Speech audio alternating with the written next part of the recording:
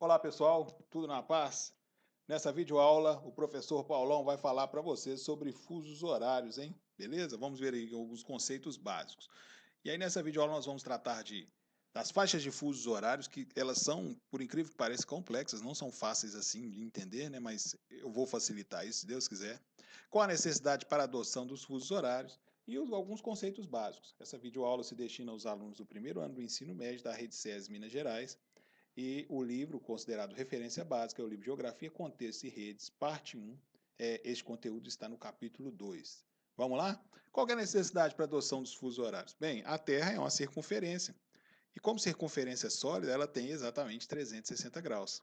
Né? Esses 360 graus que o nosso planeta possui, gente, enquanto circunferência sólida, para ele poder conseguir executar uma volta em torno dele mesmo, o nosso movimento de rotação, ele gasta aproximadamente 24 horas. Quer dizer, não são exatamente 24 horas, né? Mas a gente considera assim para facilitar a nossa vida, tá bom?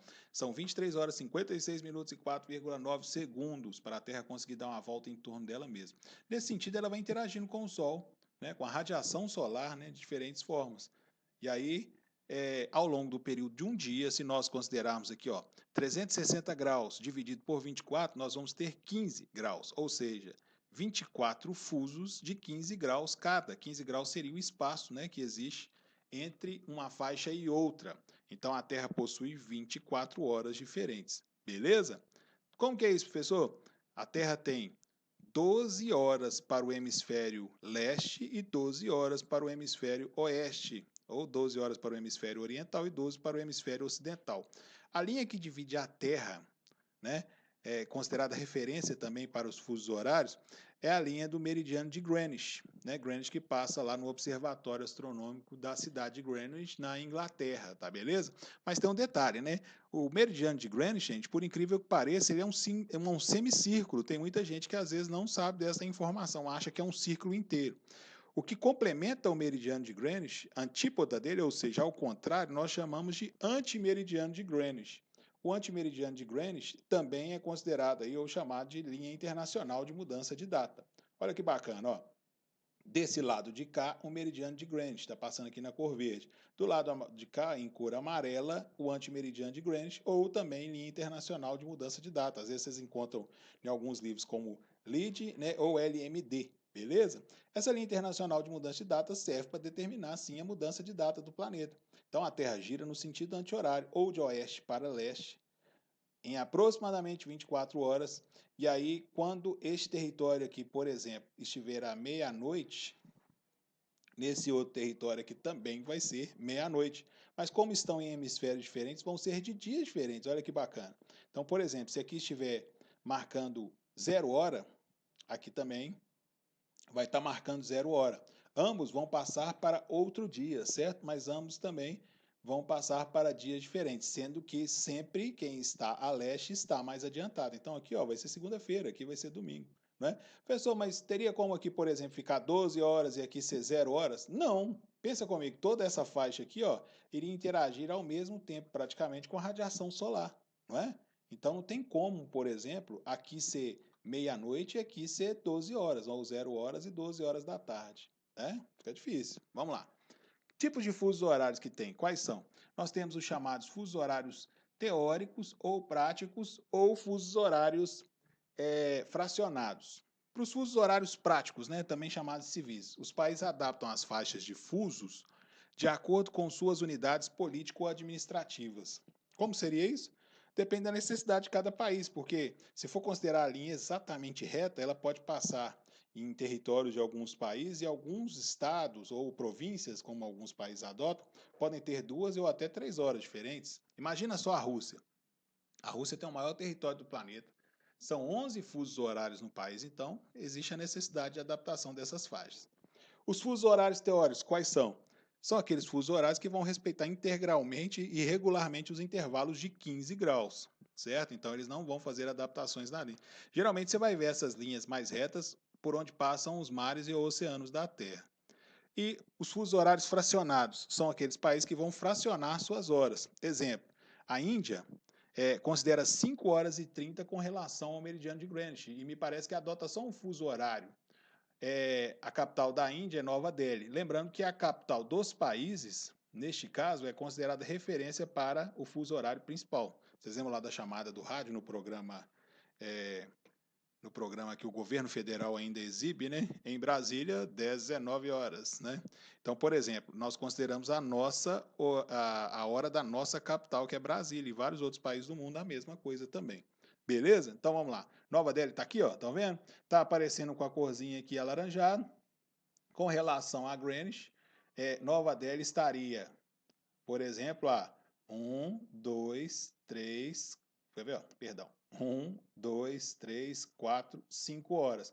Mas por estar um pouco mais deslocado ainda para leste, o território indiano resolveu então adotar o fuso horário fracionado, 5 horas e 30 com relação à hora de Londres, né? Ou a hora do meridiano de Greenwich. Bacana, né? Então, como que a gente faz para calcular aqui com o mapa? Né? Aqui é bem fácil, bem tranquilo. Basta ter atenção. Você tem que fazer o quê? Você tem que fazer a consideração do lugar onde você se encontra para o lugar onde você quer ir. Vamos imaginar aqui então que você está aqui no Brasil e quer ligar para um amigo seu que está lá no Japão, lá em Tóquio, por exemplo. Então, Brasília aqui, que é o horário nosso, né, aqui em Minas Gerais. Japão aqui, todos nós sabemos que o Japão ele está exatamente no lado contrário de nós aqui do Brasil, né? Mas só que deslocado um pouco mais para norte. E aí, se eu for considerar as faixas de fusos horários aqui, ó, fica facinho, ó. 1, 2, 3, 4, 5, 6, 7, 8, 9, 10, 11, 12. Olha aqui, ó, 12. Então, 12 horas são exatamente as diferenças de fusos horários que existem entre Brasil e Tóquio. Eu falei do Brasil, do horário de Brasília, tá, gente? Porque o nosso território tem 4 fusos horários. Então, é uma referência bacana para a gente lembrar. E quem está mais adiantado, professor? Quem está mais a leste? Tóquio, né, a terra do sol nascente, hemisfério oriental, vamos lembrar disso, o povo oriental, né? Então, Tóquio tem hora mais adiantada. Portanto, se aqui no Brasil for 8 horas da manhã, no Japão vai ser 20 horas já da noite, é claro, né? Beleza? Então, vamos lá. Agora, como que é uma faixa de fuso horário? É aí que está o problema, né? Muitas pessoas acreditam que cada faixa de fuso horário, como tem exatamente 15 graus, elas são contabilizadas da seguinte forma. Começa a contar do meridiano de Greenwich, do meridiano de Greenwich a até 15 graus temos uma faixa de fuso, e não é isso. Né? O meridiano de Greenwich ele seria o centro desse fuso horário. 7,5 graus para oeste, 7,5 graus para leste, então a faixa de fuso compreende este espaço aqui, ó. Eu fiz um esqueminha aqui para facilitar o entendimento. Vamos nele aqui, ó. Vamos lá. Eu ampliei, né? Estão percebendo aqui? Aqui é hemisfério leste, aqui é hemisfério oeste. Meridiano de Greenwich está aqui, certo? Então, onde está a faixa de fuso horário? Como eu mencionei, meridiano de Greenwich, 0 graus, 7,5 graus para leste, 7,5 graus para oeste, total 7,5, 7,5, 15. Então, a faixa de fuso horário é toda essa área aqui, ó. O que significa? Que tanto um território, ou embarcação ou pessoa que está em A e a outra que está em B, significa que elas estão exatamente na mesma hora. Mas se não houver alterações, como mencionei, por conta dos fusos horários práticos, né, gente? Beleza? Agora, como que funciona a outra faixa de fuso horário? Ela vai estar logo a seguinte. Então, o 15 graus aqui ele vai estar no centro. Então, vai ser 15 graus para leste, né? Então, vai ser 15 menos 7,5, 7,5, 15 mais 7,5, 22,5 graus. Essa aqui é outra faixa de fuso horário. Então, só para lembrar, aqui nós temos o que então? 1, 2, 3 faixas de fusos horários, tá bom? O total de longitudes aqui é de exatamente 45 graus. Agora vamos pensar ao contrário, né? Se a gente estivesse do outro lado do planeta Terra, utilizando aí a chamada linha internacional de mudança de dado. Olha só, 180 graus fecha exatamente na outra borda da Terra. Então, 180 graus do hemisfério leste e 180 graus do hemisfério oeste, né? São as longitudes que são referência para isso, não se esqueçam, hein? E aí, a linha que passa exatamente a 180 graus leste e oeste é a linha internacional de mudança de data, é a linha limítrofe. Ela também foi alterada aqui por conta dos territórios que existem nesses espaços do mundo aqui, ó. Por aqui passa o Alasca, né, trechos do território da Rússia, e o Alasca, só para lembrar aqui, já pertenceu à Rússia, né, foi vendido para os Estados Unidos. E a linha internacional de mudança de data ela vai definir exatamente né, a diferença de um dia para outro, sendo o hemisfério leste mais adiantado e o hemisfério oeste mais atrasado. Então vamos supor, se tiver um território deste lado aqui, ó, na Sibéria, aqui da Rússia, aqui vai ser, vamos supor, domingo. E se tiver o território aqui no Alasca, que pertence aos Estados Unidos, aqui vai ser sábado. Olha que bacana, né? Mas eles vão ter exatamente a mesma hora se estiverem na mesma faixa de fuso, né? Dá para perceber que não, até que o Alasca não está na mesma faixa de fuso não, né, gente?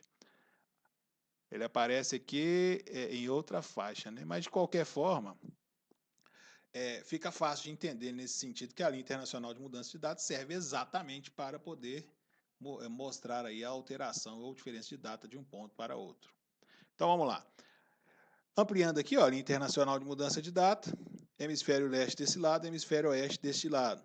180 graus menos 7,5 dá 172,5 para leste, 172,5 para oeste. 7,5 e 7,5, total de 15. Então, qual que é a faixa de fuso horário? É exatamente essa aqui, ó.